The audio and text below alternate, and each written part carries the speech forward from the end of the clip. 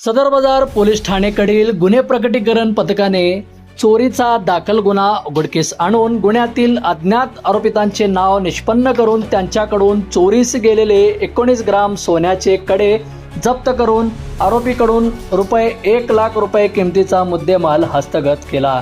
याबाबत मिळालेली अधिक माहिती अशी की दिनांक 28/1/2026 रोजी होम मैदान येथील गड्डा यात्रेस असताना कोणीतरी अनोळखी इसमाने फिर्यादीच्या उजव्या हातातील ₹1,00,000 किमतीचे 19 ग्रॅम वजनाचा सोन्याचे कडे मुद्दाम लवाडीने संमतीशिवाय चोरून नेले, अशा आशयाची फिर्याद सदर बाजार पोलीस ठाण्यात दिली होती। सदरच्या गुन्ह्याच्या अनुषंगाने वरिष्ठ पोलीस निरीक्षक श्री लकडे सो, पोलीस निरीक्षक रवींद्रनाथ भंडारे सो यांच्या मार्गदर्शनाखाली गुन्हे प्रकटीकरण पथकासह गोपनीय बातमीदारामार्फत बातमी मिळाली की एक इसम सदर गुन्ह्यातील चोरीस गेलेले सोन्याचे कडे 70 फूट रोड परिसरातील सराफ बाजारात विक्री करण्याकरिता येणार आहे, अशी माहिती मिळाल्याने सदर ठिकाणी सहाय्यक पोलीस निरीक्षक राहुल सावंत यांनी गुन्हे प्रकटीकरण पथकाच्या मदतीने सापळा रचून सदर अज्ञात आरोपितास ताब्यात घेतले।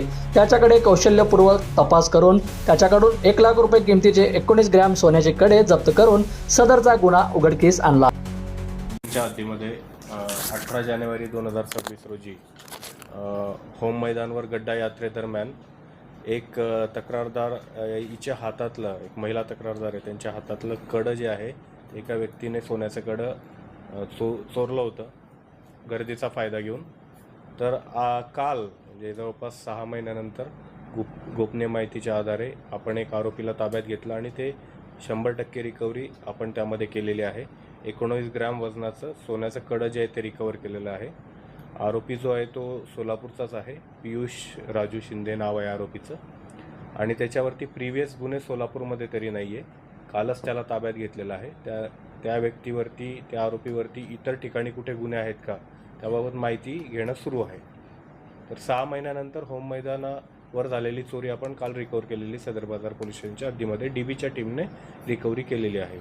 त्यामध्ये API राहुल सावंत आणि त्यांना मार्गदर्शन करणारे PI लकडे, ACP श्रीमती पुरी मॅडम यांनी यामध्ये मेहनत घेतलेली आहे। सर, एक प्रश्न असा आहे, सातत्याने शहरामध्ये घरफोडीच्या घटना घडतात।